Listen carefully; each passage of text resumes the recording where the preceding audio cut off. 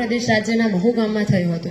તેમની માતાનું નામ ભીમાબાઈ અને તેમના પિતાનું નામ રામજી સકપાલ હતું. તેમના પિતા લશ્કરી શાળામાં એક શિક્ષક હતા.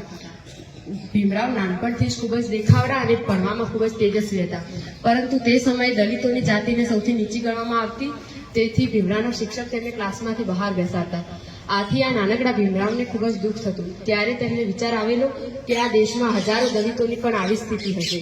ત્યારે તેમણે મનોમન નક્કી કરેલું કે હું મોટો થઈને આ ભેદભાવને દૂર કરીને જ રહીશ. મોટા થયા ત્યારે વડોદરાના મહારાજા સયાજ લંડનમાં જઈને અભ્યાસ કર્યો.